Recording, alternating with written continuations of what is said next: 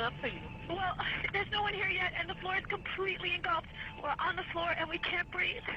Okay. And it's very, very, very hot. Okay. All I see is smoke. Please, I'm going to die, aren't I? No. I'm going to die. Ma'am, say your prayers. We're gonna think positive because you gotta help each other get off the floor. I'm Now, going to die. I know. It's so hot. I'm burning up. Hello! Help! hello, ma'am.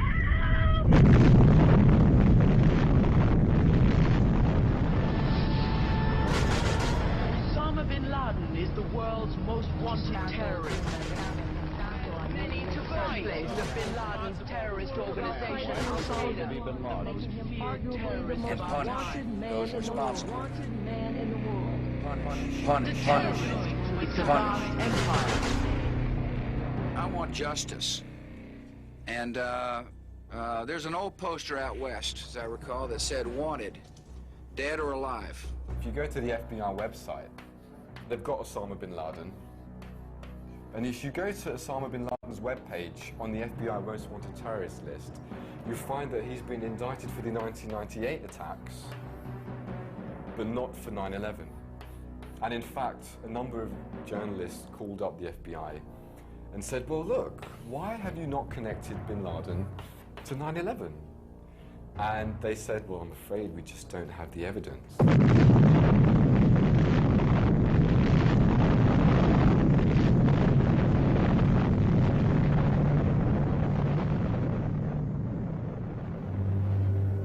And that's just the beginning.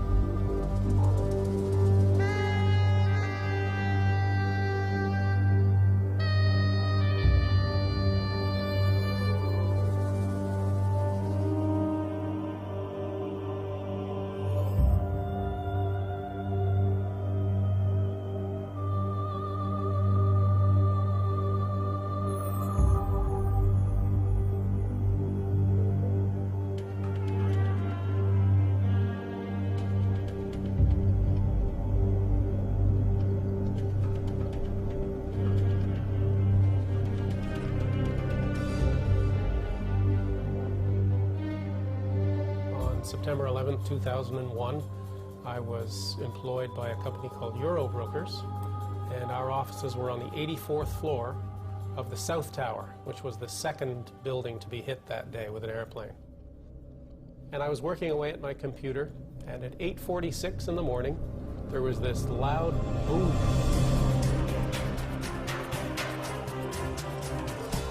At 8:46 and 40 seconds, American Airlines Flight 11 hits the North Tower of the World Trade Center, causing extensive damage between the 93rd and the 99th floors.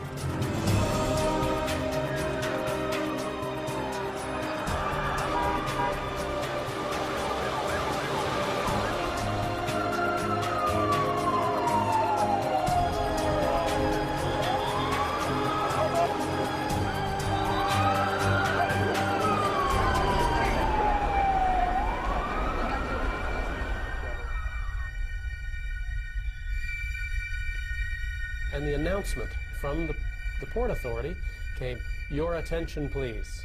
Building 2, our building, Building 2 is secure. There is no need to evacuate Building 2. And 2 or 3 minutes later, I started talking with one fellow named Bobby Call.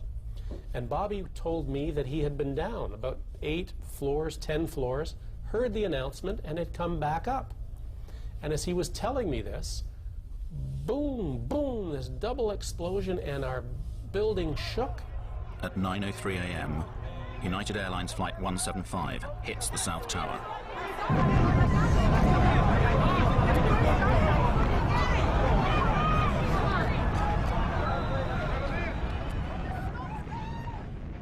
Everything just exploded in our room. Now, we're on the 84th floor. What I didn't know at the time was that the second plane had hit 6 floors below us on the 78th floor.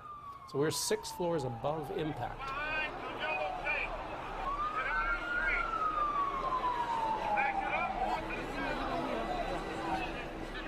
I heard this banging on the wall and this faint scream for help inside the 81st floor. I hooked underneath him and I pulled him up. He said that later that I was like Superman. And we came up and over and I fell back down on my back, and this stranger landed on top of me and he gave me this big kiss. We got up, dusted ourselves off, and I said, "Come on, let's go home."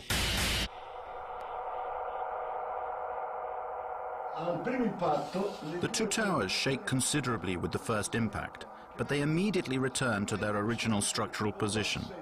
Why? Because they were specifically designed to do this in the event of a plane crash.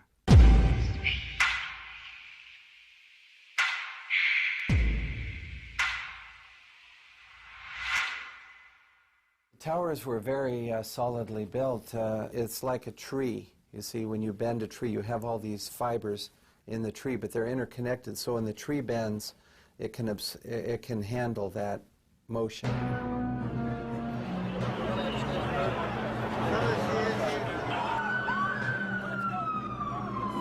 Nevertheless, 56 minutes after Flight 175 strikes the South Tower, it suddenly collapses in on itself.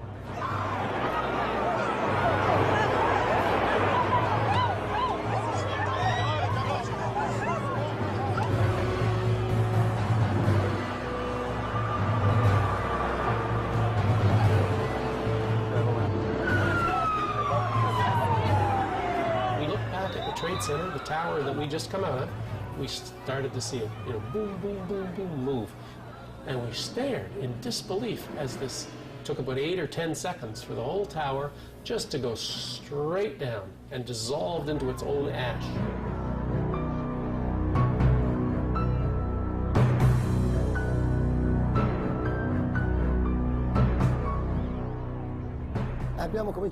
We started to go in, and all of a sudden there were people jumping from the towers. One jumped down and hit a fireman.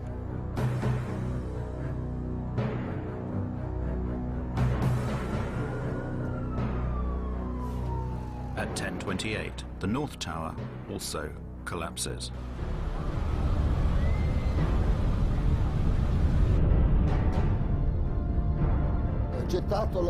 I threw away my oxygen mask to make me lighter.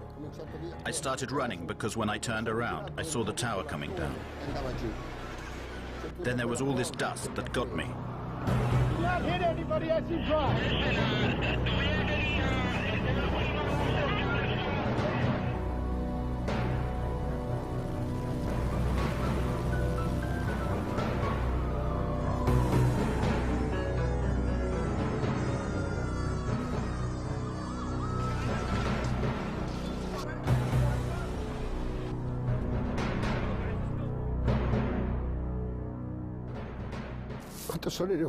When I got home, all my family was waiting for me.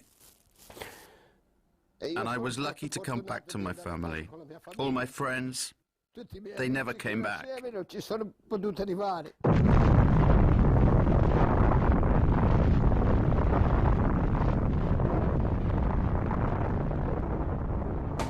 The official justification for the inexplicable collapse of the Twin Towers was written by the National Institute of Standards and Technology.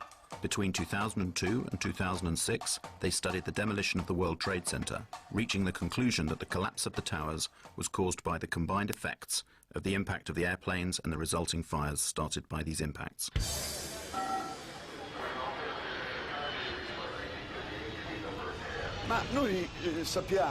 We have been told by the very people who designed and built these towers that they should have resisted the impact of more than one airplane. We have to ask ourselves, did the engineers and architects imagine that airplanes could crash into the towers without any fuel? Perhaps they thought that the airplanes could get there by just blowing in the breeze. Never before or after 9/11 have steel-frame towers collapsed due to fire. Nel 2005 a Madrid. In 2005, there was a fearsome conflagration in Madrid. A skyscraper went up in flames. It was a huge torch that kept burning for 20 hours. 20 consecutive hours. But in the end, the load-bearing structure remained intact. The skyscraper did not fall down.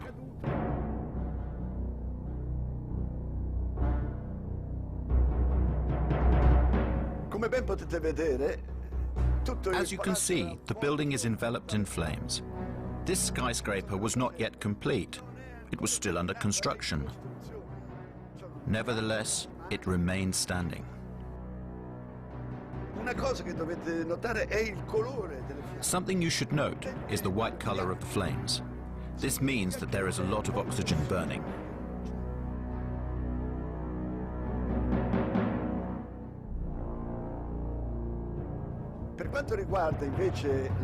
If you look at the flames coming from the two towers in New York, we can see instead that the flames are dark red and the smoke is black.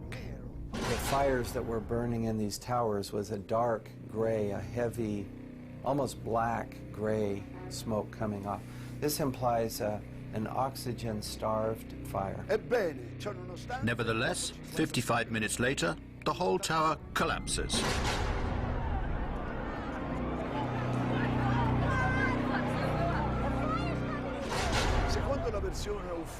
According to the official NIST version of events, at a certain point, the steel structure of the towers gave way. It no longer had the structural strength that it had at the beginning. And all of this was supposed to be because of the immense heat. And here is something difficult to explain. We know that at some point certain people managed to walk down from the top of this tower and cross the point where the fire was strongest. Somehow they reached the bottom of the tower. How did they manage to do that? I don't know. When I looked down there, I didn't see flames. I just sensed that it was the right thing to go and try and test it. We would go as far as we could until we were stopped by flames. And when we came to the 78th floor, the last layer was standing, but it was cracked. And there were flames licking up the other side of the wall like this. It wasn't a roaring inferno. I sensed that the flames were maybe starved for oxygen right there, you know, in the interior. We kept going, and we got onto the 74th floor. When we got down that far, normal conditions. The lights were on, fresh air coming up from below. So the temperature inside the building was not particularly high, as we can see from the presence of this woman who is standing at the precise point where the plane impacted.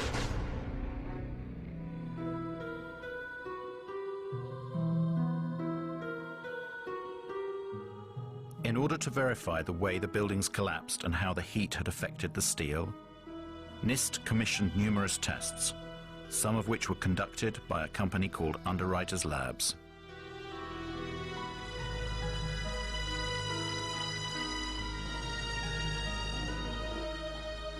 And Kevin Ryan, he's the former employee from Underwriters Laboratories who challenged the NIST report and went public with it.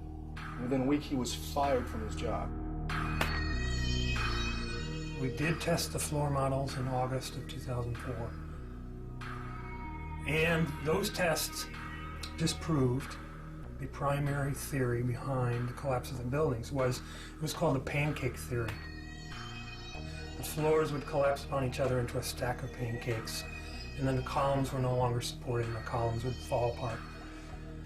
Well, the floor models didn't collapse in the tests, and these were in furnaces. You know, testing furnaces, much hotter temperature, longer periods of time. They still didn't collapse. So a few months later, the government put out an update on their report. And they stated not only that the floors did not collapse, but they had done tests on the few samples they had saved from the fire zones. And those tests proved that the temperatures were very low.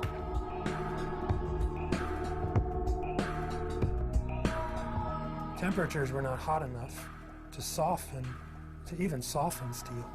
And yet, they're coming out with a summary statement that says that's what actually did happen, that the floors did collapse and the steel did soften.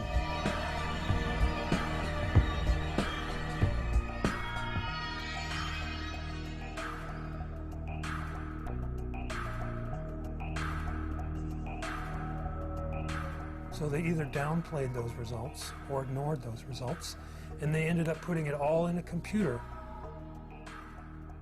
Thanks to computers, NIST managed to straighten this problem out, and the old pancake theory was replaced by the inward bowing theory.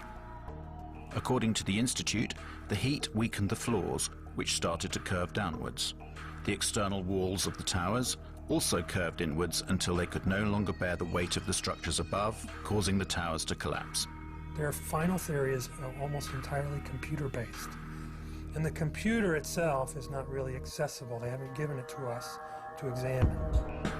After having investigated it more over the last year and a half, I found that yes, they did contradict their test results, but additionally they also did manipulate the test parameters.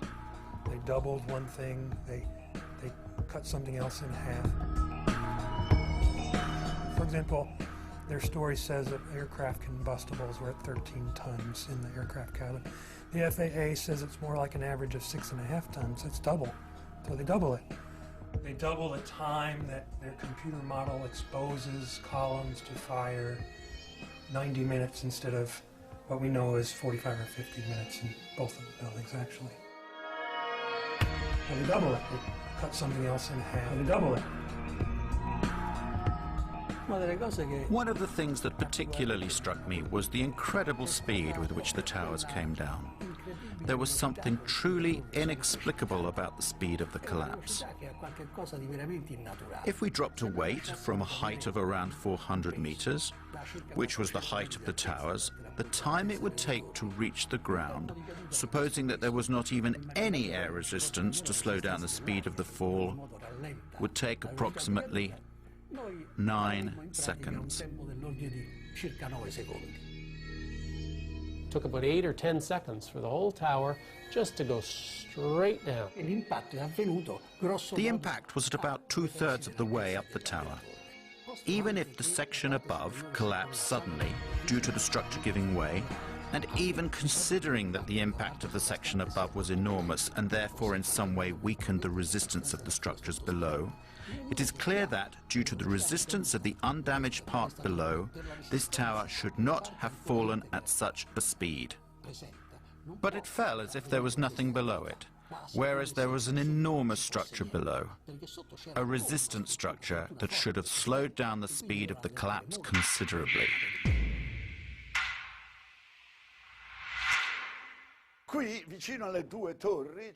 Here, close to the two towers, there was another large tower, which was hit by the debris from the tower that collapsed. This building, this huge, it was this 47-story building, was never hit by a jet. And yet it came down that same day, but 7 hours after the last tower fell, 7 hours later.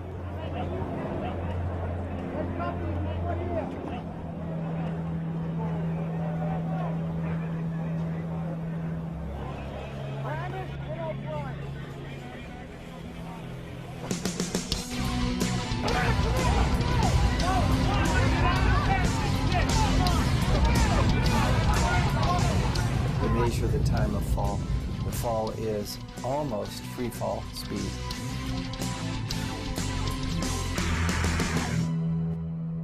The collapse of the North Tower inflicts some damage to Building 7, causing fires to ignite on a few floors.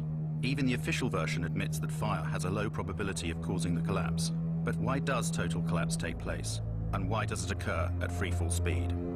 As I saw the collapse of World Trade Center 7, I realized this was something that needed to be studied and could not be ignored. Building 7 and the Twin Towers share one utterly bewildering similarity: the presence of molten metal found in the debris of all three buildings weeks after the collapse. Is this molten metal that we have now studied at length that came from these buildings and existed then in pools underneath the rubble of all three skyscrapers, both towers and Building 7. A metallographic analysis was conducted by a specialized institute that examined the structure of a girder taken from ground zero. Quando sono state sfilate queste travi, la parte che era sotto le macerie pare. When these girders were extracted from under the rubble, it seems as if parts of them had melted. This is totally inexplicable because the temperatures reached by the fires could only have been 800 degrees at the most. To melt a steel girder, you have to reach temperatures of around 1600 degrees. How could this be?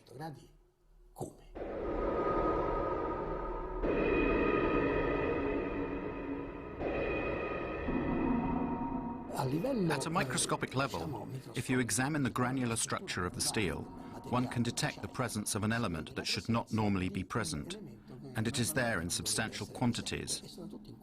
It is sulfur. We're quite sure now where this molten metal came from. It comes from a material called thermate, which is aluminum powder, iron oxide, and sulfur. The temperature is so high that steel melts. It could only melt if the temperature reached over 1000 degrees in a few seconds. The use of thermite could certainly have caused the fusion apparent in the steel beams. You see, the presence of thermite now in these buildings to bring them down implies that someone had to place the thermite near the steel columns in order to cut through the columns. I have interviewed a demolition expert, and he said this is what they do. They set explosives. They can use radio control to initiate the firing of the explosives. They have to be done in a sequence in order to get the building to come down rapidly and straight down. A controlled demolition.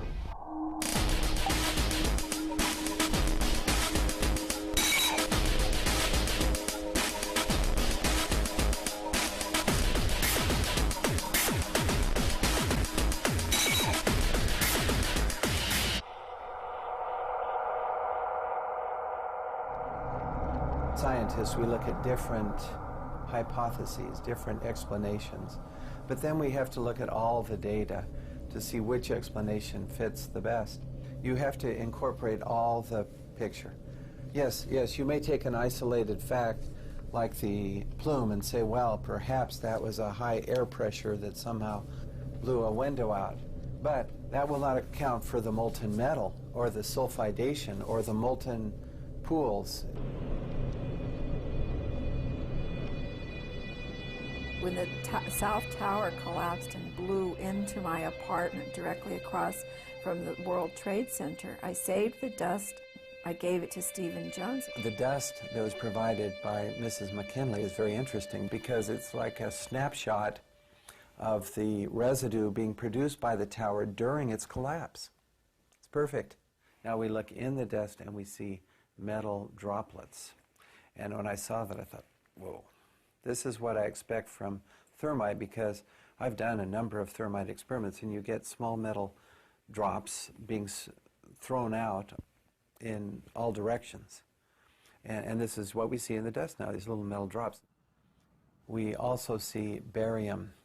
This is very interesting because barium nitrate and sulfur are part of the military patent on what is known as thermate. This is thermite with sulfur and barium nitrate added to make this material cut more rapidly through steel. Now, barium is a very toxic metal, so one would not ordinarily expect this to be present in the large concentrations that we see. Well, the fact that we see it in these and in the dust is a very strong indication to me that the military form of thermite that has been used. It turned out that literally dozens of firefighters and emergency medical workers had given testimony that they had heard 1, 2, 3, 7, 8, some said 10 explosions going off in the building. Some of the people in the buildings reported that they were banged around and knocked downstairs by explosions. Other people testified to seeing flashes, and many of them said it looked just like on TV when we see them bring down buildings with explosions. We saw the flashes, we saw the demolition rings, we heard the sounds. I worked there for 20 years and I was a janitor, the person that cleaned all the floors. The building has 6 sub-levels of basement. The support companies for the cleaning of the World Trade Center were located on Big 1. While I was there at 8:46, all of a sudden we hear boom, an explosion so hard that pushed us up. When I went to verbalize it, like 6 seconds after, we hear that boom, that impact all the way on the top.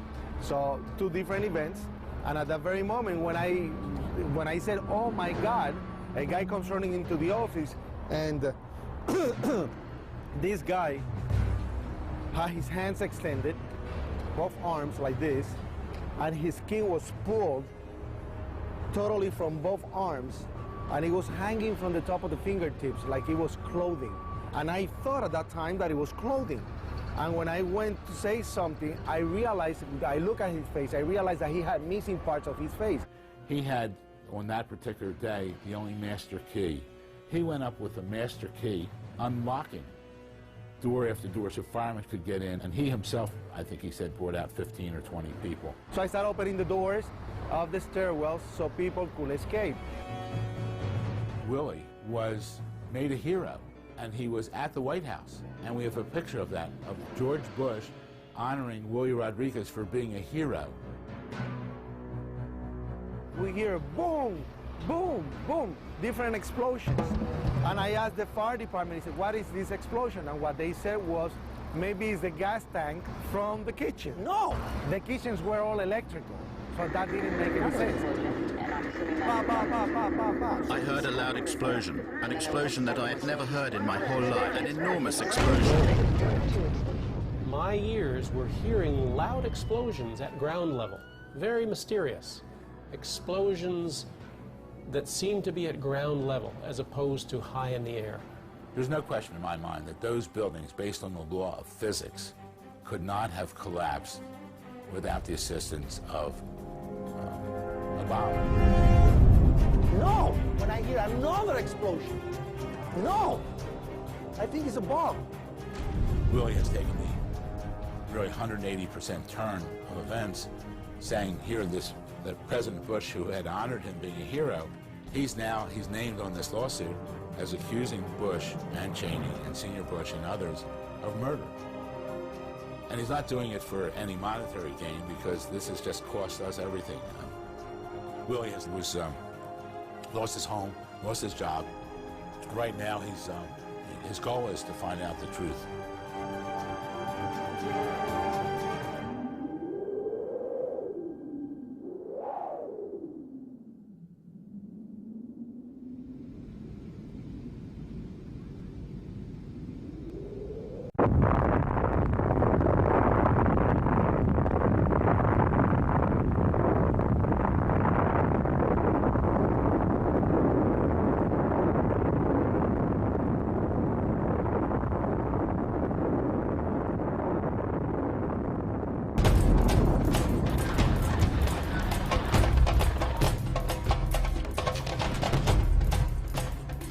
According to the official story of the 11th of September, at 9:37 a.m., American Airlines Flight 77 crashed into the Pentagon.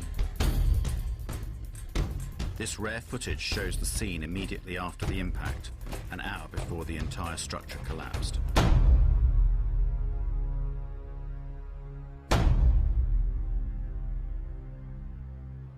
As you can see, it is a rather unusual scene. One would reasonably expect to see something of this sort. That is to say, pieces of the airplane, suitcases, debris everywhere, just like every other air crash on land. Instead, there is no substantial visual evidence of debris. I have been on some accident investigation sites in the Air Force, and I have never come across any accident scene where there's no telltale evidence of the airplane that crashed. Here we have airplane sites, crash sites, that give zero evidence. Where did the aeroplane go? Did it break up against the wall of the Pentagon? If it had done so, thousands of parts of the plane should have been scattered all over the disaster zone. You know, things like engines and landing gears, and brakes and tires are very difficult to destroy. Very difficult, because they're made out of very high-tempered steel, and I don't believe the airplane could be made to go fast enough to pulverize those things. I've never seen that happen before. You look around, there's a 16-foot hole for an airplane that's 100 and some feet wide.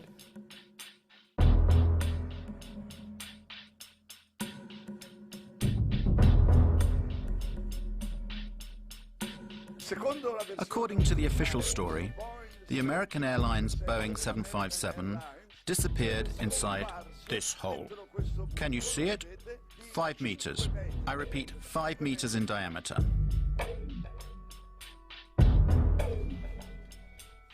Let's make some calculations. A Boeing 757 is, including its wingspan of course, 38 meters wide. And including the rudder or the tail fin, it is 13.5 meters high. To get all of this huge aircraft into a hole 5 meters wide seems rather implausible to me. In this picture, we can see a row of windows on this side and another row on that side.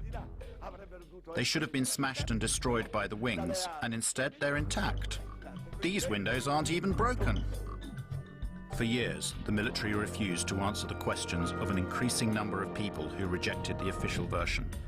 When the French journalist Thierry Meyssan published the book The Incredible Lie, utterly surreal explanations were put forward to shut the detractors up.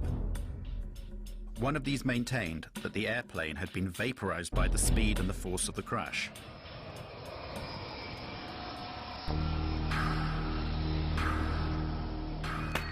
One very strange thing that doesn't make sense is the disappearance of various components of this Boeing. For example, the 2 engines. And what about the plane's wings? Where did they go? Had they been gasified? Instead, we are told the fuselage remained intact, and it smashed through the whole outer wall of the Pentagon and emerged through the other side, destroying a number of columns.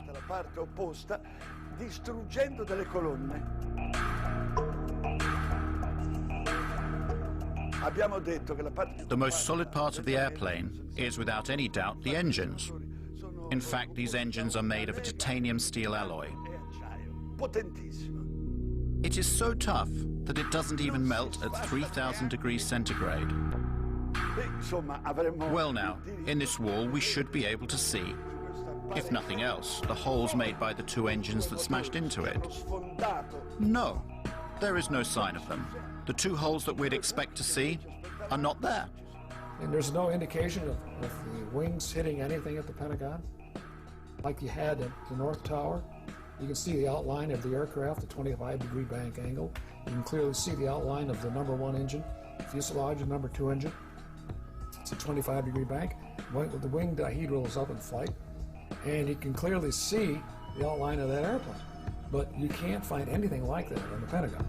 You can't find anything like that in the Pentagon. These inconsistencies have created more and more difficulties for the proponents of the official version. So, while the military kept silent during this debacle, various photos of airplane debris found on the external lawns and along the supposed route of the airplane within the building started appearing in newspapers and on the web. Va bene, niente gassificazione.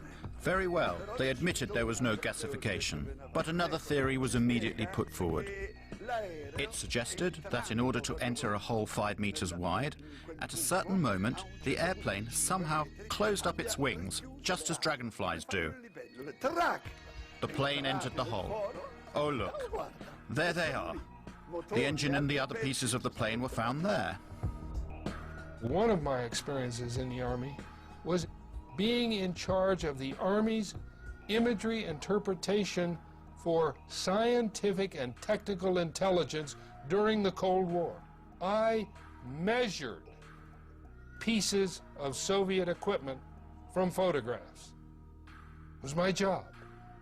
I look at the hole in the Pentagon, and I look at the size of an airplane that was supposed to have hit the Pentagon.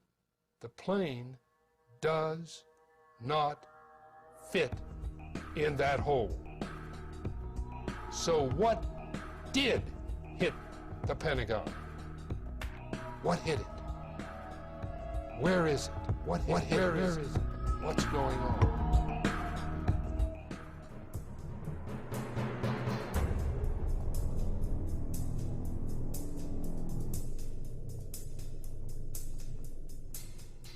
General Arnold, that very morning, immediately after that alleged impact, ordered one of his fighter pilots to fly over and down to the Pentagon to look and see what he saw and to report back to General Larry Arnold himself.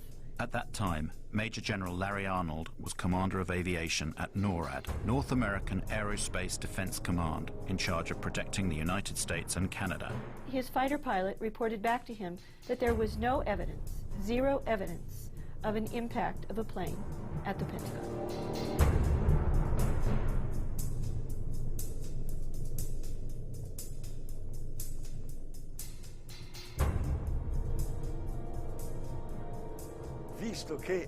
Since the Pentagon possessed 86 separate and complete video recordings of the incident, why didn't they show some whole portions of them to those people who had doubts about it? The FBI was immediately at the scene and took the surveillance tapes and confiscated 86 videotapes, both in the Pentagon parking lot, in the gas station, across the freeway from the Pentagon, in a nearby hotel, in all kinds of buildings that had their cameras trained in that general area. For a long time, the military authorities refused to release the footage of Flight 77's impact.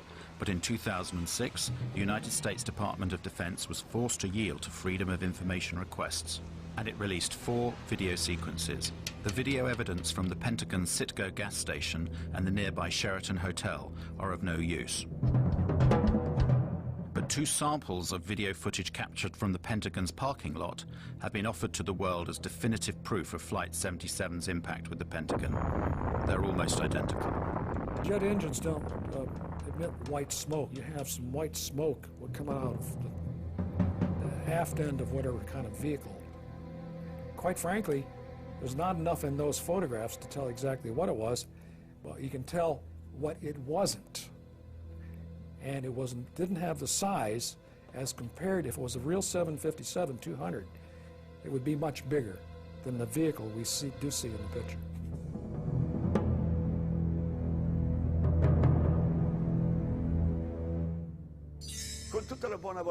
With the best will in the world, can you see an airplane here? The Pentagon tells us you cannot see the airplane because, unfortunately, it passed between one frame and the next. One frame and the next. So where is the aeroplane?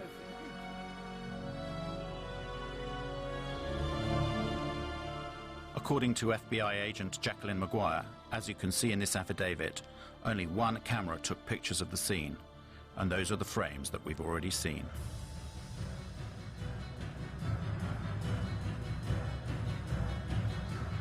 The story of how this airplane is supposed to have got there is absolutely absurd. One cannot imagine how, in order to get down to the height of the Pentagon wall, it was able to make a 270-degree turn at a speed of approximately 800 kilometers per hour.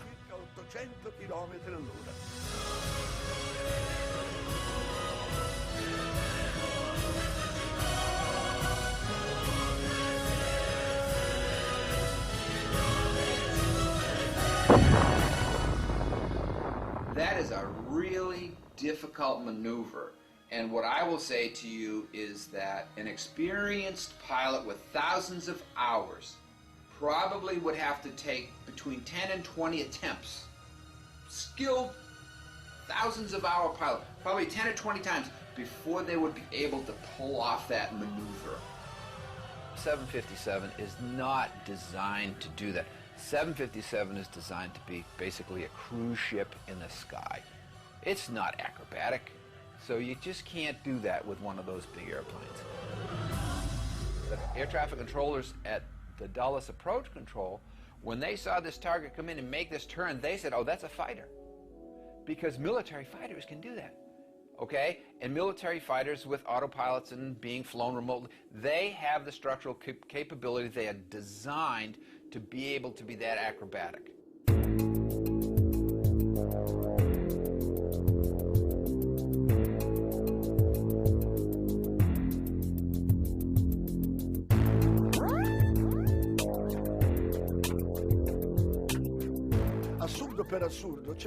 Absurdity of absurdities. There is also the height at which this aeroplane was flying to be explained.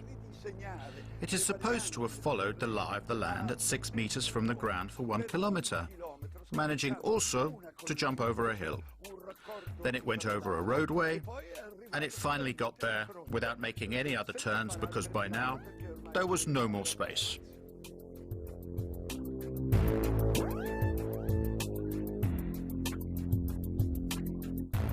They have the airplane, the story has the Flight 77 was going 530 miles an hour, 460 knots, and it can't go that fast on level flight, down that low.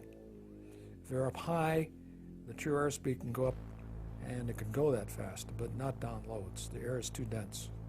I challenge any pilot anywhere. Give him a Boeing 757, tell him to do 400 knots 20 feet above the ground for half a mile. Can't do. It's aerodynamically impossible. And so the story of how the airplane hit the Pentagon just doesn't make any sense at all.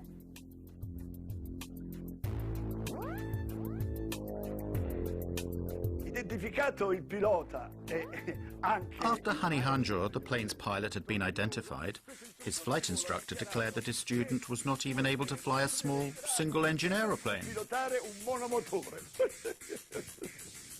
These guys didn't have the experience to make that kind of maneuver, even if the airplane could fly that. The man could not fly at all. There's no way you could possibly come out of a 172 and fly a jet that you've never flown before.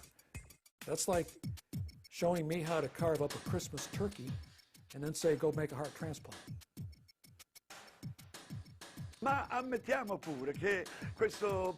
Even if we suppose that such an incompetent pilot had the opportunity to fly a Boeing 757, we still have to ask ourselves how he managed to violate the most heavily protected airspace in the world. Lo spazio aereo più protetto del mondo.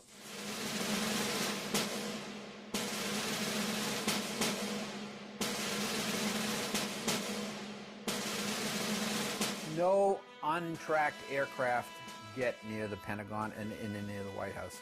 It just doesn't happen. In Washington, D.C., we have one of the most restricted airspaces in the world. It's called P-56. It has a separate radar tracking system and a separate military response system. P-56 is that restricted airspace that is around the Pentagon and the White House, and it is a highly, highly, highly sensitive area. There are supposed to be no unknown aircraft that can go through there. That has an air defense identification zone in a 50-mile radius around D.C., and then it has a protected zone 17 miles around the Washington Monument and an inner protected zone 3 miles around the Capitol. That space is essentially unbreachable. It has to be because of the importance of the buildings there. It's like an aviation no man's land. Nobody goes in there. Nobody. They have F-16 and F-18 jets at Andrews Air Force Base about 10 miles south of D.C. They also have the 113th National Guard Air Wing at Anacostia Naval Air Station that can send scrambler jets up in a very short period of time. Both are in place that day. Neither one responds at all until after the Pentagon is hit. In addition to that, the Pentagon has its own defenses. If a plane, any kind of a plane, was coming in towards the Pentagon, why didn't the anti-aircraft missiles batteries that are there, why didn't they fire to protect the building? This is, after all, the most heavily protected building on the planet. That craft had to have been a military craft, because only the military craft put out a signal. It's called an Identify Friend or Foe IFF device. And only the military craft would be allowed to approach the building. The two radar systems that the military radars, defensive radar systems, read are a civilian transponder and a military transponder. Military transponder is called IFF. Civilian aircraft do not have an IFF transponder. They are not given that capability, okay? So if there was a 757, American 757 that went into the Pentagon, for example, and it shut off its transponder, it didn't have a military IFF transponder on it. So it was a primary target. It's a primary target going into that airspace, should have been shot down. What I'm describing to you is a breakdown in standard operating procedure by FAA, NORAD, P-56, and the Pentagon, all on the same day, in the middle of, after 9/05, what was known nationally to be a terrorist attack. And it makes no sense. Nobody goes in there. This is, after all, the most heavily protected building on the planet. This doesn't make any sense at all. The Pentagon symbolizes our military power in the world. And they had hit it. And to this day, nobody knows what they hit it with, whether it was an airplane or whether it was a missile. And our government will never tell us. So we just kept wait for the French to explain it. What hit it? What's going on? There is nobody anywhere at any point in this entire investigation that has said that is positively American 77. They suppose it, they presume it, they assume it, they say this is what we think it is. The controller, Daniel O'Brien, who saw the unidentified blip coming in from the west at a high rate of speed, had no way of knowing what it was, because the primary was a primary return only. The secondary radar, the transponder, was turned off. In order to identify a primary radar target, you have to have two-way communications between the pilot and the air traffic controller, and the pilot has to report over a certain geographical location, or you have to be able to tell the pilot in the airplane to make a series of turns. And then the radar controller can look at all of the primary targets on his or her radar scope and say, there's an aircraft, or there's a target that just executed the turns I told. Now I can positively identify the aircraft. That never occurred. It's huge. Now, if Flight 77 really did go off of the radar screen for 36 minutes, according to her testimony, then the airplane was no longer flying.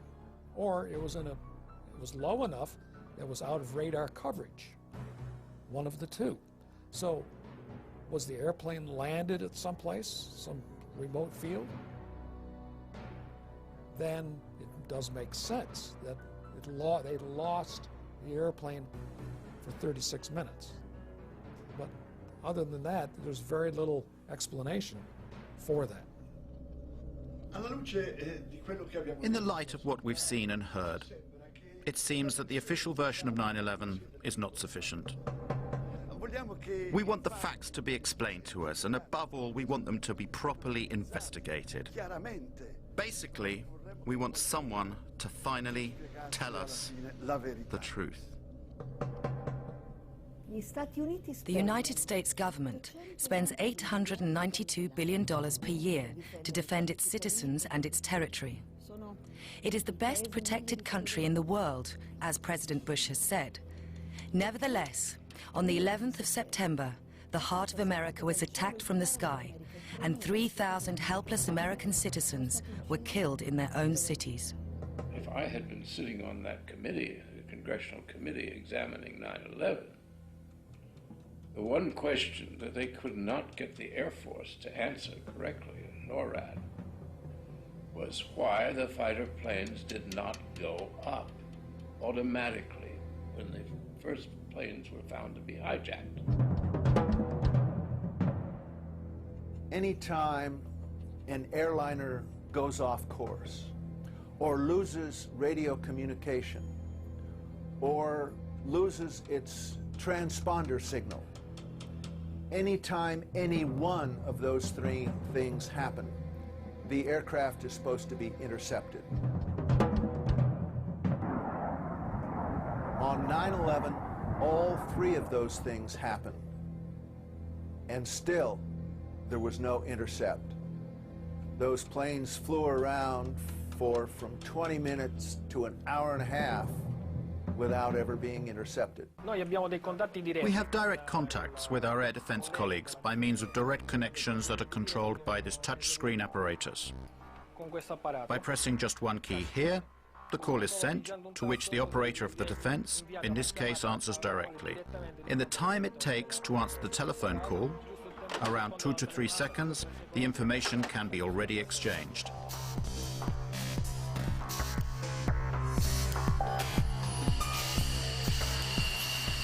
So why weren't the 4 hijacked planes intercepted and shot down? Military jets travel much faster than passenger aircraft. It would have been easy for them to catch up the jet planes before they crashed. This airplane can reach a maximum speed of Mach 2.05. This means it exceeds twice the sound barrier. This is approximately 2,400 kilometers per hour.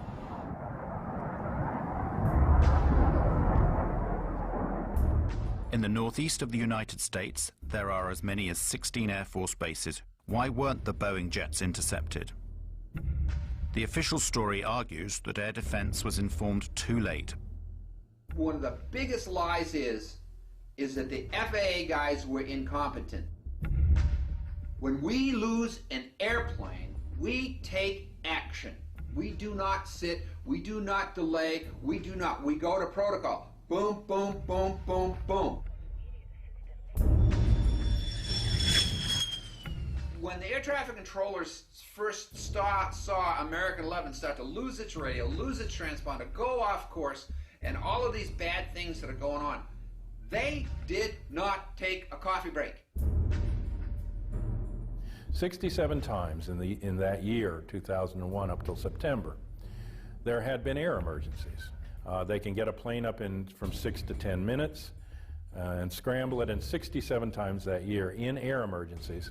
But there was not an instance where an air emergency went ignored for long periods of time until 9/11. A lot of people down the road say, well, the president had to give authority to shoot aircraft down and stuff like that. That is not true. An interceptor pilot has the responsibility and the authority on his or her own to shoot down an airplane if they think the situation calls for it, and this is how it would be. You don't have to wait for a military command.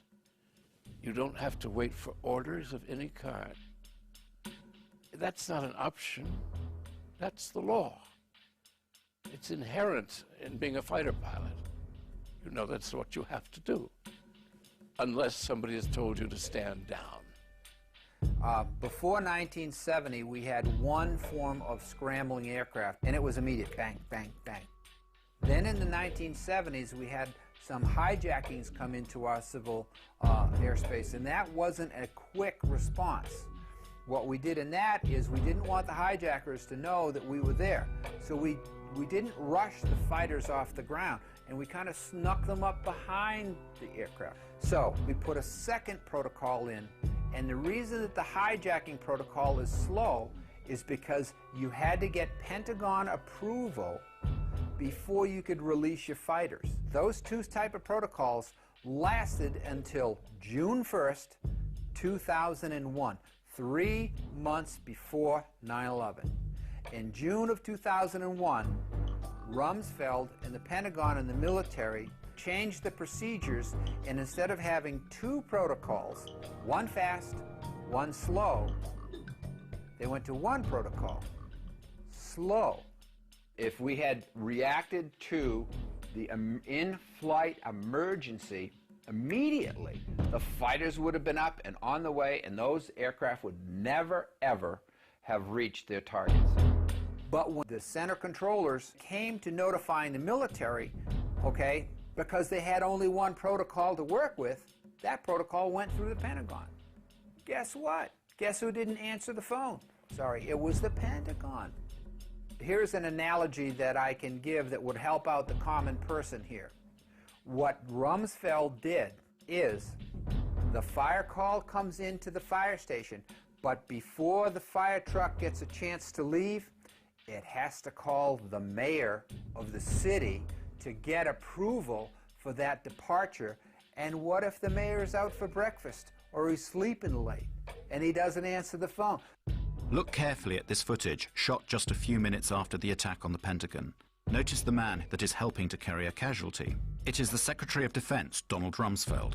What is he doing here when, as head of the defense of the whole nation, and whilst the United States is still under attack, he is helping tend to the wounded? Why is he not at his command post?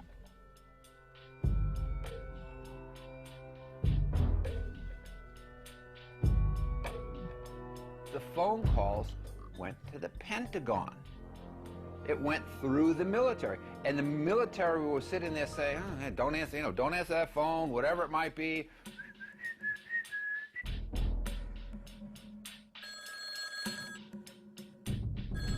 Now, how would you like your fire department to sit there and say, well, I'm sorry, we can't come and put your house out and save your lives because the mayor didn't say so?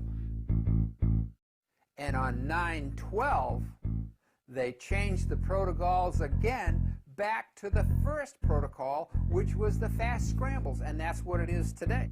So the way that Rumsfeld's Pentagon managed this whole thing is they switched gears, okay? They switched out of having two fast and slow into slow, okay? And then they said, oh, we're bad, 9/12, let's go fast again.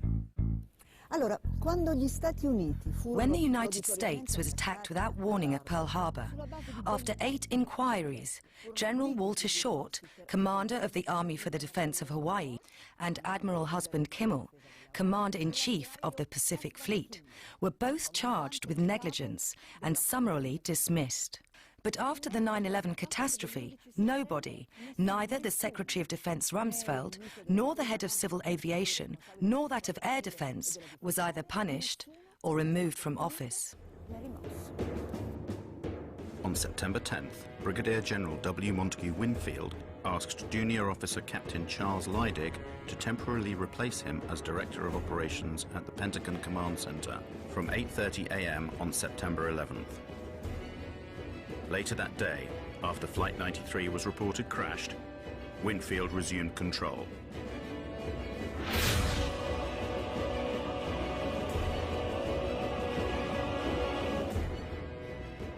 Captain Leidig had only just completed a course qualifying him to run the command center.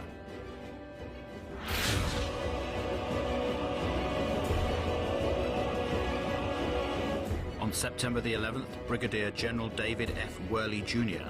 was commander of the Andrews Air Force Base, the nearest one to the Pentagon.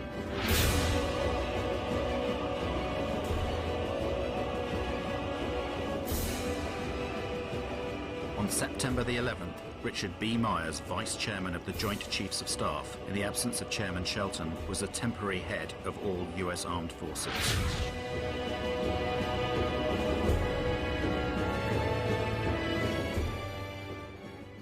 On the 14th of September, after only 3 days of investigations, the FBI announces it knows everything about the hijackers of the flights. We have, in the last 24 hours, taken the manifests and used those as an evidentiary base, and have talked to many of the families of the victims, and have successfully, I believe, identified many of the hijackers on each of the 4 flights that went down. Let's look at the Lockerbie case. It took 2 years to bring indictments in that case. 2 years. In this case, in only 3 days, the FBI provided the names of all the hijackers without providing any evidence that they were actually on the flights. On the 12th of September, the Attorney General of the United States, Mr. Ashcroft, declares to the whole world that the passport of one of the hijackers had been found, a few blocks away from the ruins of Ground Zero.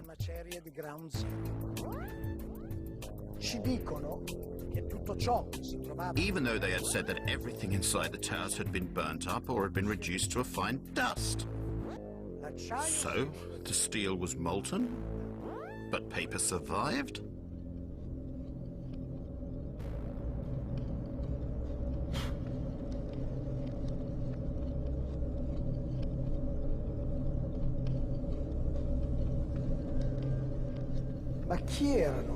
Who were these hijackers? The official story states that 15 out of the 19 came from Saudi Arabia, that they were trained in Afghanistan, and that they were Islamic fundamentalists, fanatical Muslims. Al-Qaeda is supposed to be a Salafist network, you know, and Salafism is a very, very Puritan strain of Islam that suggests that we need to follow very closely, to the letter, the activities of the Prophet Muhammad. So, were these people Islamic fundamentalists? The evidence would suggest no. Muhammad Atta was basically not an Islamic fundamentalist. There was always drinking, always drinking. There wasn't wine, it was beer or liquor or whatever. There was always drinking, always. And they had massive supplies of cocaine. Muhammad and all these people that he was with, they were drunk and stoned out of their freaking minds.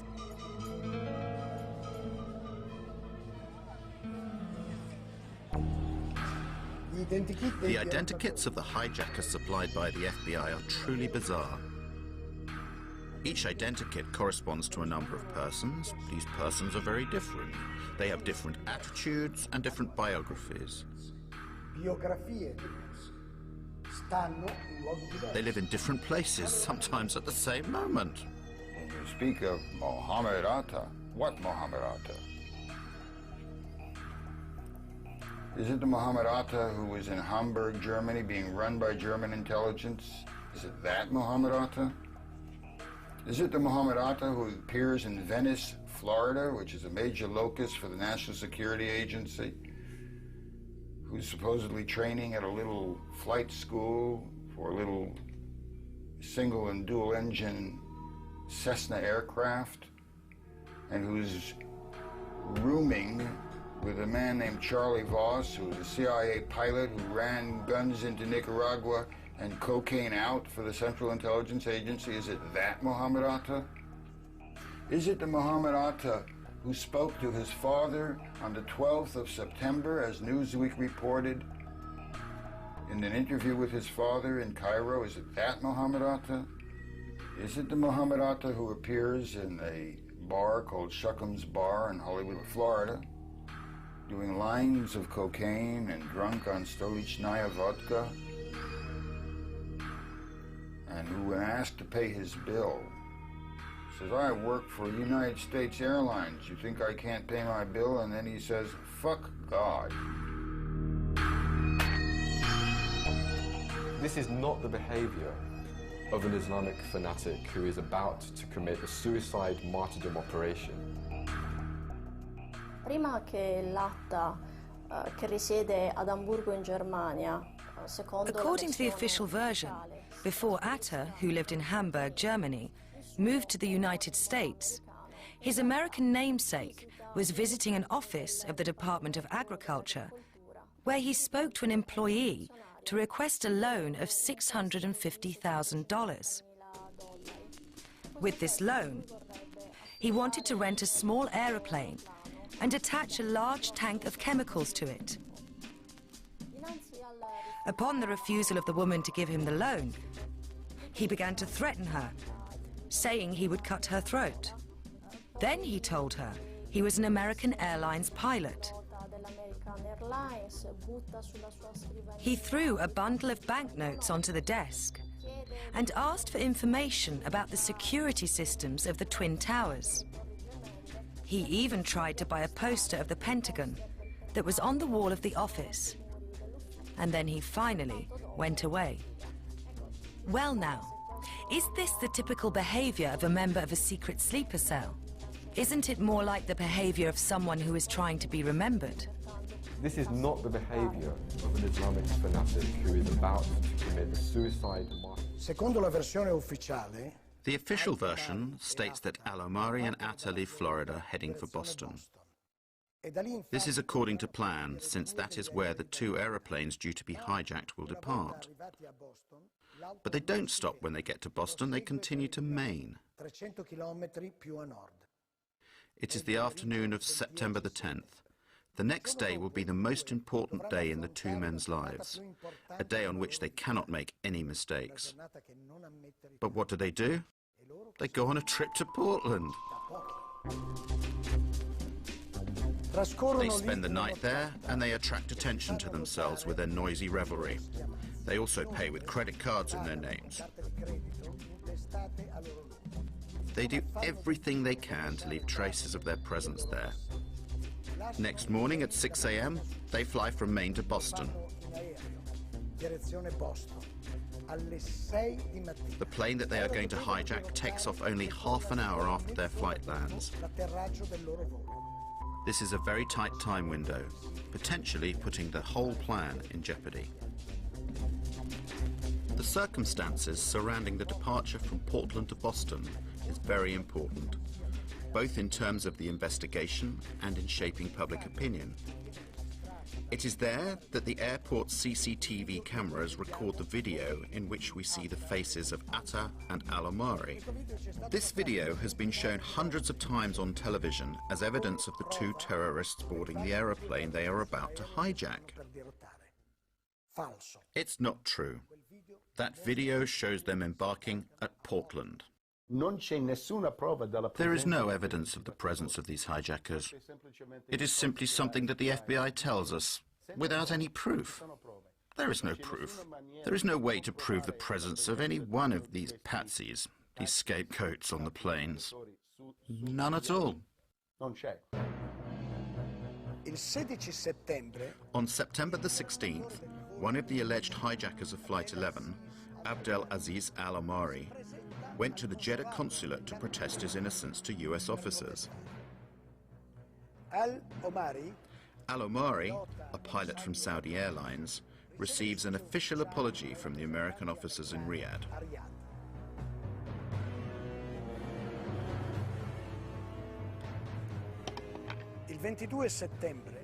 Then, on the 22nd of September, Walid al-Shahiri announces he is still alive. He too is supposed to have hijacked Flight 11. From his house in Casablanca, Morocco, the impertinent al-Shahiri declares his innocence. The following day, the 23rd of September, the Daily Telegraph publishes the protestations of innocence of Saeed al-Ghamdi and Ahmed al-Nami, both of them still alive and well, and pilots for Saudi Arabian Airlines.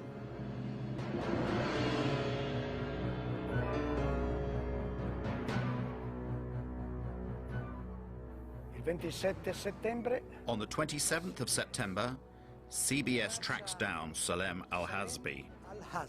According to the FBI, he was dead after Flight 77 crashed into the Pentagon. But curiously, he persists in hanging around alive in Saudi Arabia, where he works in an oil refinery.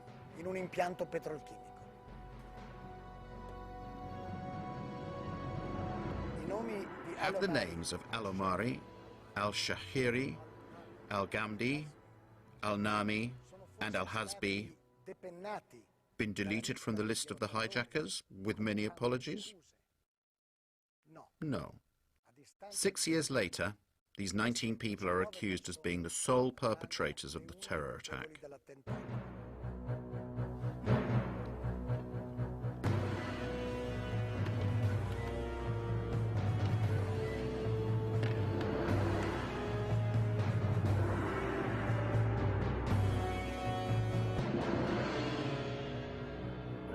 We can't establish the identities of the perpetrators, then you have a serious problem in your criminal inquiry. Raising this question is not about raising conspiracy theory. It's really just about criticizing the absolutely ridiculous nature of the criminal inquiry and the fact that they have no idea who carried out these attacks. Then the fundamental question in a criminal inquiry is who did it?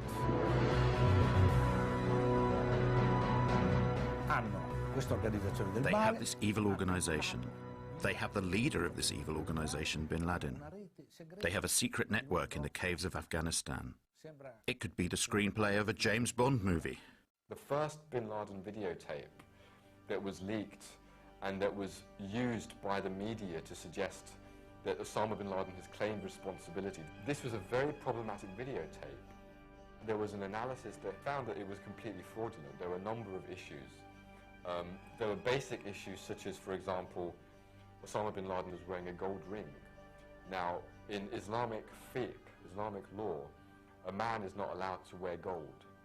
So why is the head of one of the most militant Salafist movements wearing a gold ring? Doesn't make sense. The video in question, that was found in Afghanistan in very doubtful circumstances by American soldiers in a house that was supposed to have been abandoned by Al-Qaeda, has been questioned for various reasons.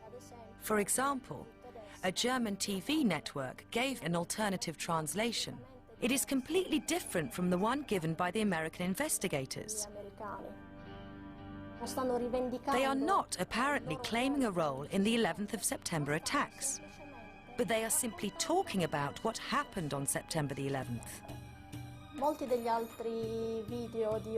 Many of the other videos of Osama bin Laden have in fact a person speaking and an audio track that does not correspond, or that corresponds very little, to what his lips are actually saying.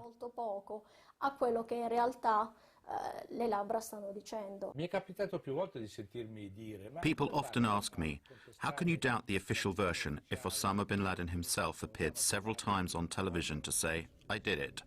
So I will tell you a little story. However, I can only tell you this story as I am unable to show you anything. We cannot show the images we do have because the owners of this material refuse permission for you to see them. In the summer of 2005, the Commission of the European Parliament for Security and Defence, of which I am a member, was invited to a special screening created by the Washington Center for Strategic Studies. We were asked to watch a film which depicted what would happen in Europe if Brussels was hit by a nuclear bomb. 50,000 deaths, 100,000 injured. The reactions of various European governments. Suddenly, footage of Osama bin Laden claiming responsibility for a nuclear attack on NATO headquarters comes on screen. All members of the parliament, myself included, were rendered speechless. American experts from the Center for Strategic Studies were on hand to explain the action on screen. Then a parliamentarian finally said, "Today, we were shown a convincing demonstration of how Osama bin Laden's image can be completely manipulated."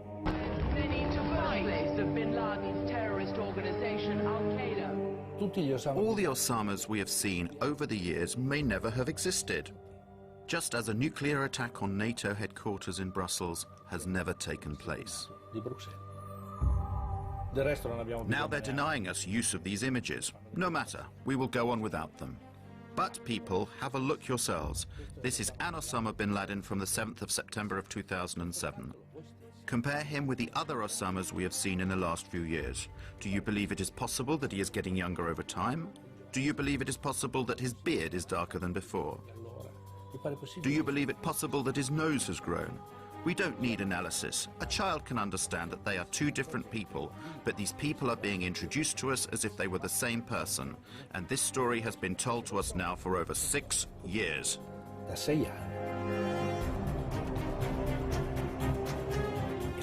Did bin Laden organize the attacks of September the 11th?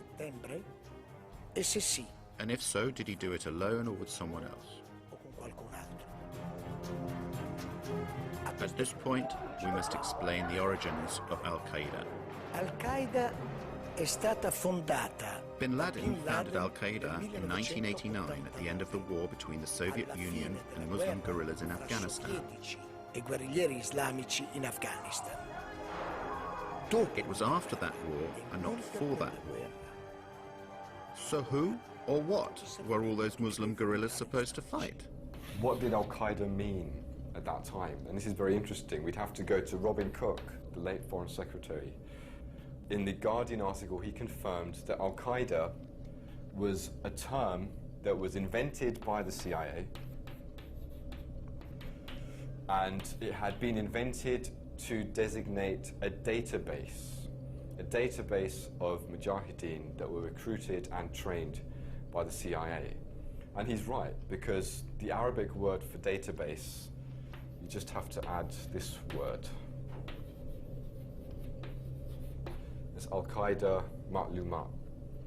Al-Qaeda means the base, and Ma'lumat means data. Together it means database. Al-Qaeda is fake. Al-Qaeda is not an organization. Al-Qaeda is only a label. There is no organization like Al-Qaeda. Al-Qaeda is a list of participants in the Afghanistan war of the 80s. Al-Qaeda is nothing. It is only a puppet blown up by the Western propaganda to show the public the big evil.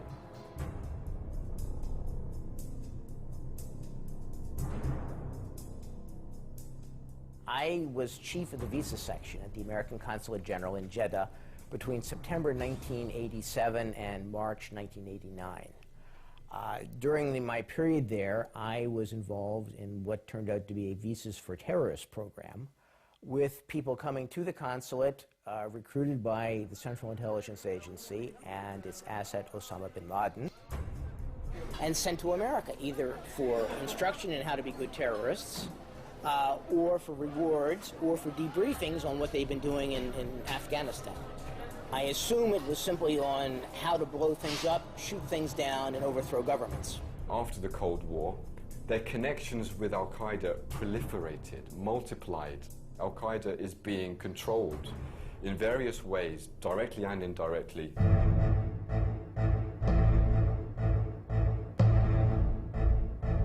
Systematically, Al-Qaeda has been used in various theaters of conflict. So from 1992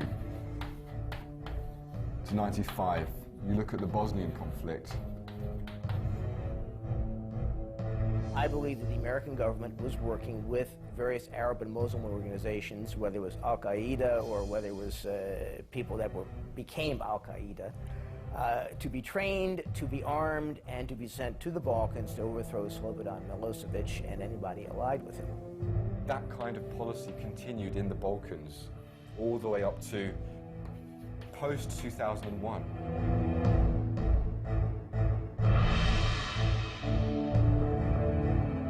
American Secret Services, who only delivered weapons during the war, after the war also engaged the jobless mujahideen on their own payroll.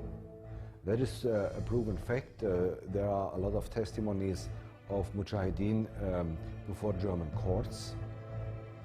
They were hired by subcontractors of the Pentagon, namely the private contractor MPRI, Military Professional Resources Incorporated.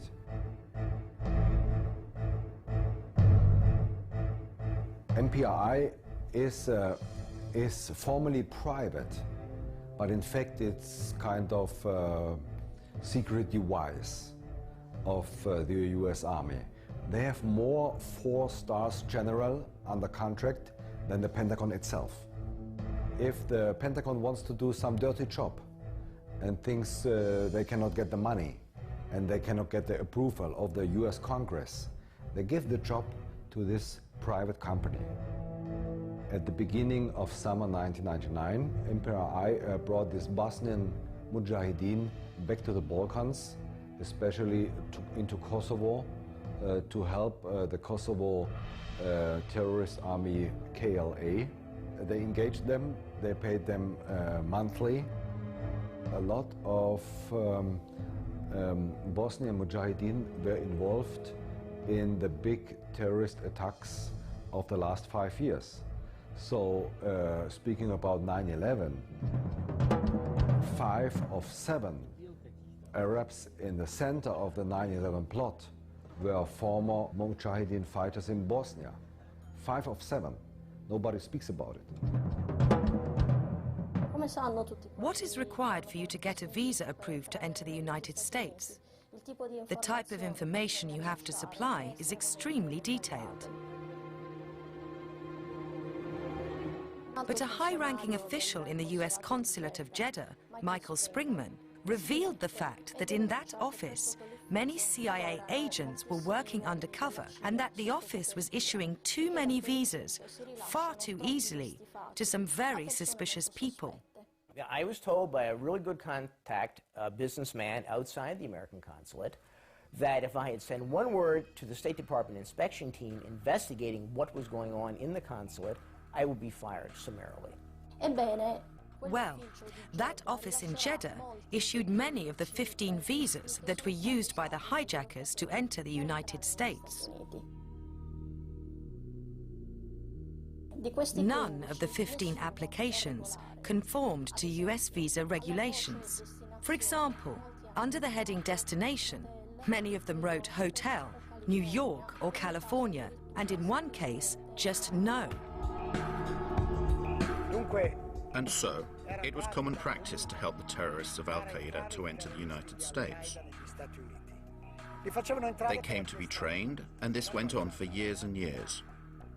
The same thing happened with the hijackers of September the 11th. The terrorists, 6 of the terrorists, including Mohammed Atta, trained at U.S. military facilities, okay?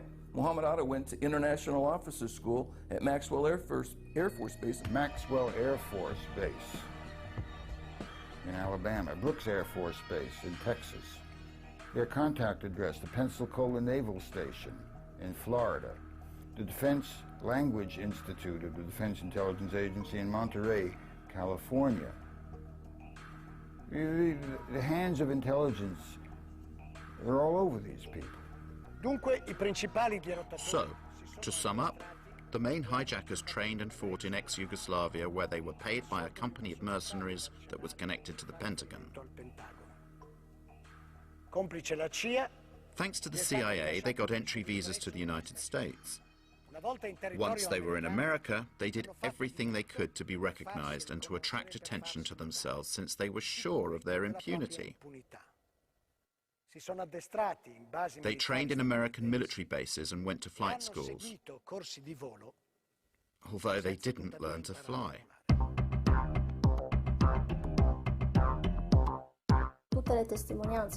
All the testimony about these lessons indicate that these men were completely incapable of maneuvering even small aeroplanes. For example, Mohammed Atta hired an aeroplane from a flight school, but he was not even able to take off. So he left it there on the runway and went away.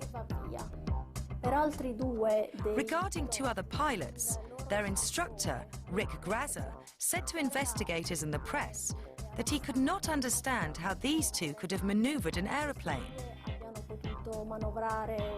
His exact words were that it was like Dumb and Dumber in a plane.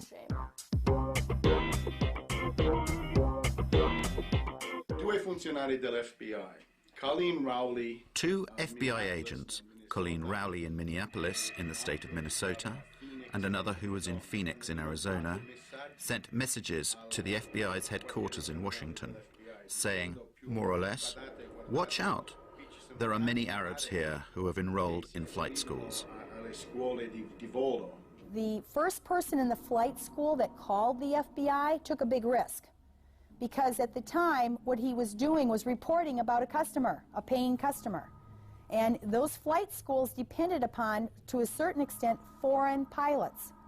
And so now he's reporting about a paying customer. You know, this person is very suspicious. A list of facts that pointed to Moussaoui being a terrorist. He wanted to learn to fly but not take off and land. I have never seen such a unusual person seeking flight instruction.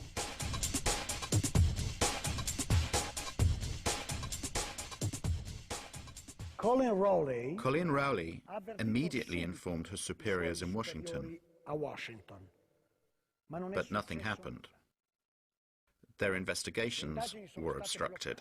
There were no warning signs that I'm aware of that would indicate this type of operation in the country. I wrote a memo in May of 2002, 12, 13-page memo, is the Joint Intelligence Committee report. And both of those were, I hope, you know, basically what my memo did was expose that this was not true, that 9/11 could not have been prevented. The FBI's acting director, a guy by the name of Picard, during the summer of 9/11, he attempted to brief Attorney General Ashcroft about terrorism a couple of times. And the first time, Ashcroft showed little interest in terrorism. In fact, Ashcroft ended up ranking terrorism as his lowest priority in August of 2001. At one point, Picard was told by Ashcroft, "I don't want to hear any more about terrorism."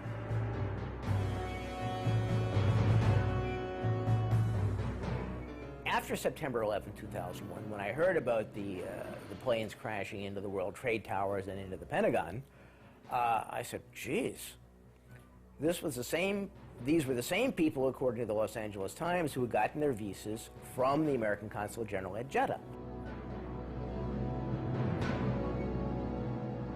I called the Federal Bureau of Investigation and tell them essentially the basics of the Visas for Terrorists program. I did this. I called and I called and I called.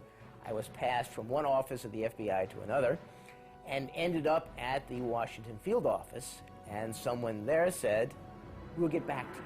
Well, 6 years later, I'm still waiting.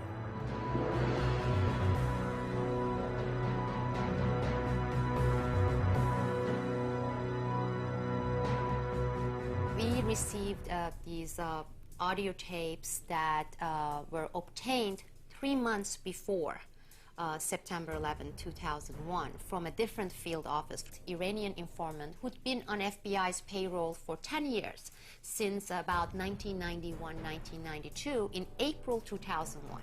And in April 2001, this informant told the FBI that on a separate issue, he had obtained information about Al-Qaeda, bin Laden, issuing an attack in the United States that would involve 5 major cities, and it will involve airplanes, and that the attack was going to take place within the next few months.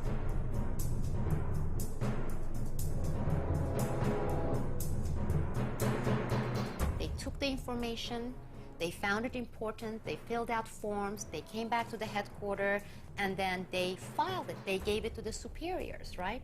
Nothing happened. 2 months later, they met with the same informant again. And the informant asked, he said, "Did you do something with that information I gave you, because it came from really reliable sources?" And the agent said, "Yes, we gave it to our superiors." Well, nothing happened. Nobody followed up on this. They discovered Ramzi Youssef's computer with the Bojinka plan in 1996 in the Philippines. It talked about taking hijacked planes and running them into the Pentagon, the White House, the Capitol, the CIA headquarters, and the Twin Towers. The Pentagon staged an exercise a year before, in October of 2000, at the site with the Arlington County Fire Department to simulate a plane running into the Pentagon and how the fire responders would get there and what they would do. So this was not outside the box or, you know, out in the blue. They not only expected it, they prepared for it.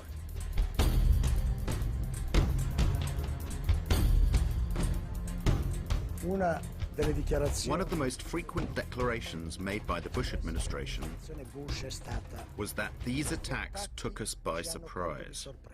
I don't think anybody could have predicted that they would try to use an airplane as a missile, a hijacked airplane as a missile. I don't think the prior government that could envision flying airplanes into buildings on such a massive scale. Secondo USA Today, dal 1999, according to USA Today, in 1999, the American Air Force conducted special exercises 4 times per year in which the hijacking of civil aeroplanes by terrorists was simulated. di aerei civili. The selected targets were the Twin Towers and the Pentagon.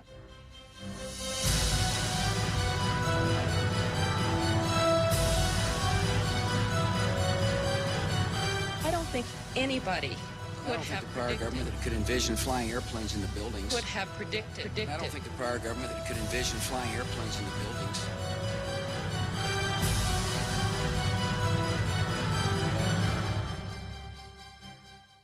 On the 11th of September 2002, the New York Times wrote, "1 year later, the public knows less about the circumstances of 2,801 deaths at the foot of Manhattan in broad daylight than people in 1912 knew within weeks about the Titanic." 5 years after that article, what happened that day is still a mystery. My name is Bob McIlvaine. I'm from Philadelphia, Pennsylvania. I lost my son Bobby, who's age 26, on September 11th, 2001. He had just gotten a job at Merrill Lynch. Already, I'm getting emotional.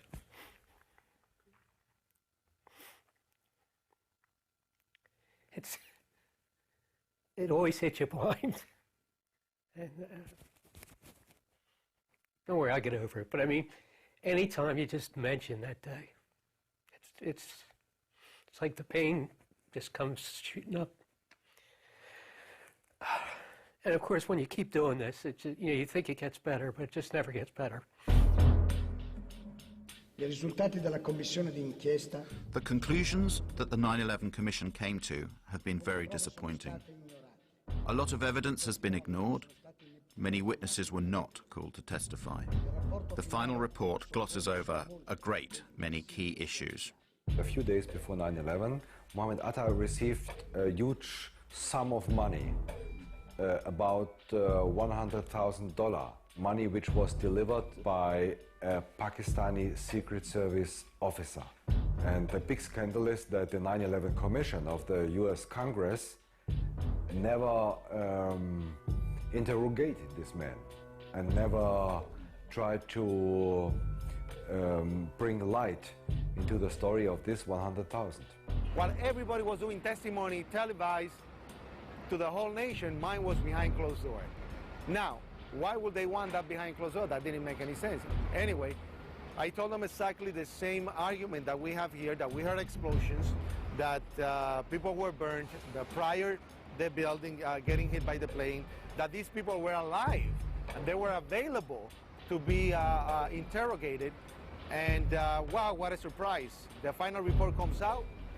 They didn't even mention my name, doesn't appear anywhere. They didn't call, not even once, any of the witnesses that we gave them. So you have 17 firefighters, you have 22 survivors, and they didn't call not even one of them. Specifically me as a parent, I have an obligation to find out who murdered my son. The commission gave me nothing. 9/11 Commission was not an investigation. Remember, the entire bin Laden family was on one of the planes later. They'd been collected from all over the United States, and they were whisked out of the country with the speed of light while the Pentagon was still burning. So they asked Mueller, who authorized these people to leave the country? Well, someone in the State Department. Well, can you tell us who? He said, well, I don't recall. I don't recall. Another instance, General Myers. This is later on in the commission. They asked about Moussaoui. Do you recall getting any information concerning Moussaoui? His answer was, I don't recall. I don't recall. I don't recall. Ashcroft, Attorney General. Picard was the FBI head during the summer.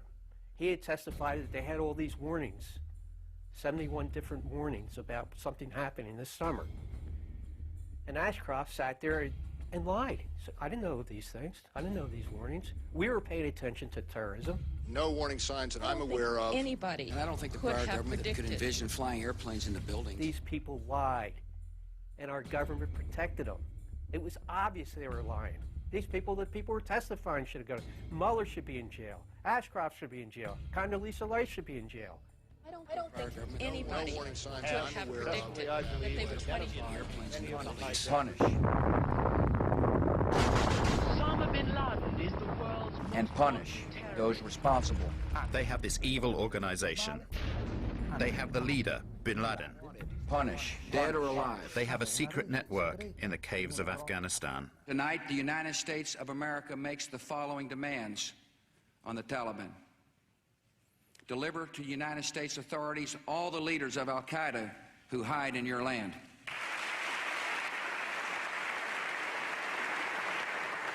Give the United States full access to terrorist training camps so we can make sure they are no longer operating. These demands are not open to negotiation or discussion.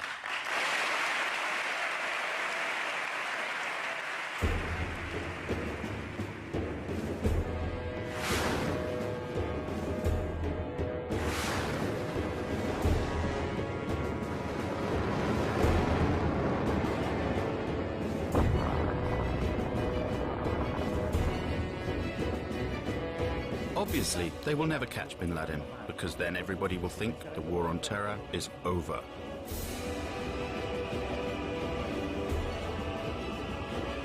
It's hard for Americans to imagine how evil people are who are doing this.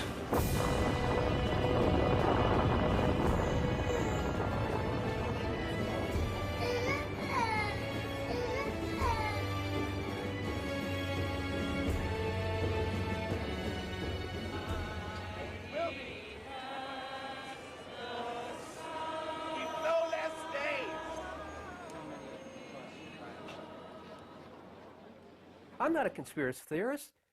I'm a parent looking for the murder of my son. And you have to be a moron to think that 19 Arabs did it. Again, my dogs know better than that. So that's very important. Put yourself in my shoes and think of your child being murdered. And you've never had an investigation. Well, how would you feel if they refused to investigate the murder of your child?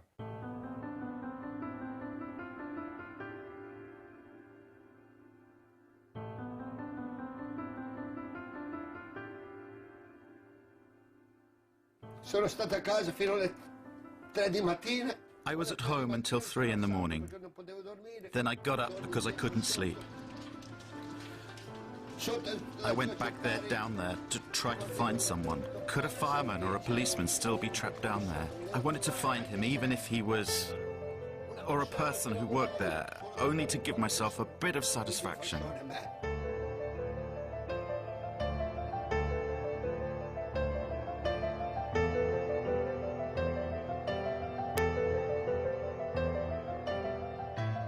Sono stato laggiù per 9 giorni a fila. I was down there searching for 9 days, but I didn't find anyone alive. I went down there for nearly a year and a half. And if I wasn't down there working and searching, I was at funerals. They took my friends from me. They took my job from me. And I really loved that job. And they took my health from me. I do not want people to forget that day.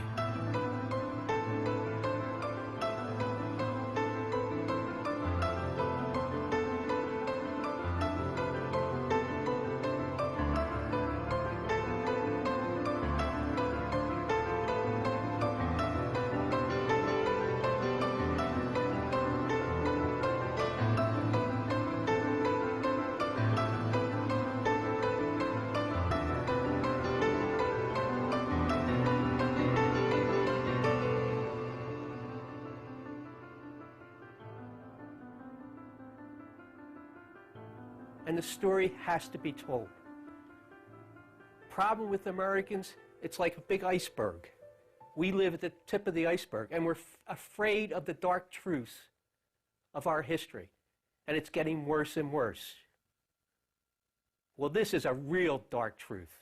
It will pull the whole iceberg down, but then hopefully it'll rise back up. But we have to learn the truth, or this country isn't worth anything. All that history is lame, and the people should be ashamed of themselves for not seeking the truth.